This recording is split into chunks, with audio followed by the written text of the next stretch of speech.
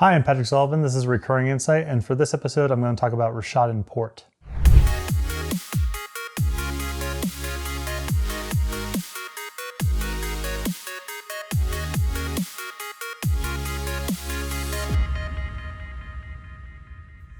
So Rishadan Port is an interesting design to talk about for a couple of reasons. One, for as powerful as it is, it was really underestimated when it came out because I think there was a misunderstanding of opportunity cost, which is an interesting thing to unpack.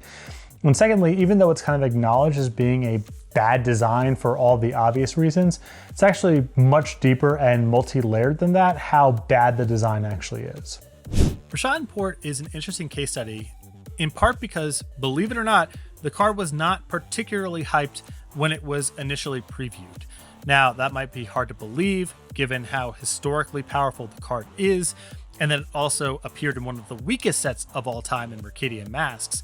Wasn't a lot of competition for top billing in the set, but there was a misunderstanding about opportunity cost that I think Rishadan Port did a lot to educate players about. People's frame of reference for this sort of effect was Wasteland and Strip Mine. Those cards are pretty easy to get your head around. Very powerful to trade one of your mana for your opponent's mana, assuming you're playing with cheaper cards. Rishadan Port is a little bit trickier. How powerful is it to trade 2 of your mana for an opposing mana? That doesn't sound very powerful, and if you described it in those terms, it actually isn't that powerful. But that isn't really explaining what's going on with Rishadan Port. The question isn't how powerful is it to spend 2 mana to prevent 1 opposing mana, but rather, how powerful is it to have the option to spend 2 mana to prevent an opposing mana on a card that otherwise produces colorless mana. That's a very low opportunity cost to have a power that is really powerful to access some amount of the time, even if the frequency is pretty low. Another interesting thing about the card is it does get panned as being historically unfun. And the combination of power level and being a repeat Stone Rain, it is really unfun. But that isn't the total sum of the experience. Part of the problem with Rishadan Port is the best ways to fight it are to play with cards and effects that are already overrepresented in competitive Magic. Cheap cards, instants in particular, can give you a lot of wiggle room to play around Rishadan Port and have it not really slow you down very much.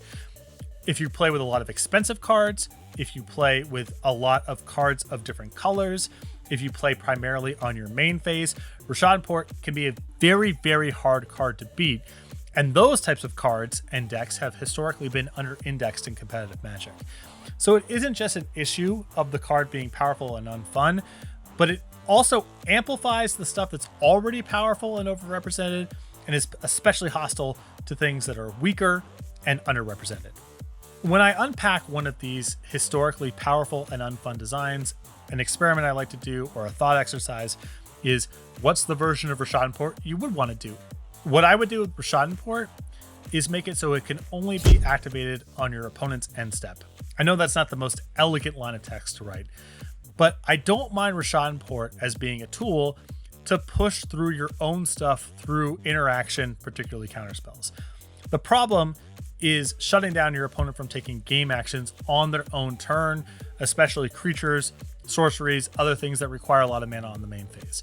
So I think a Rishadan Port, maybe at that rate, maybe at a slightly weaker rate, that was more focused on pushing through your own main phase stuff rather than preventing your opponent from taking game actions.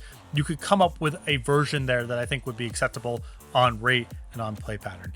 But the Rishadan Port that went to print, not acceptable on rate, not acceptable on play pattern, too hostile to expensive cards, multicolor cards, too accommodating to instants and cheap cards, and a colorless repeat effective land destruction card. Just something that is wise to stay away from, even at a rate much weaker than Rishadan Port's. So that was Rishadan Port, and again, this is Recurring Insight. A few things you can do from here. If you're not already subscribed to the Star City Games YouTube page, make sure that you're subscribing so you can get notified when this video series and others are uploaded to the page. I'm also almost through the second tranche of designs, so now would be a good time to post any cards you'd like me to talk about.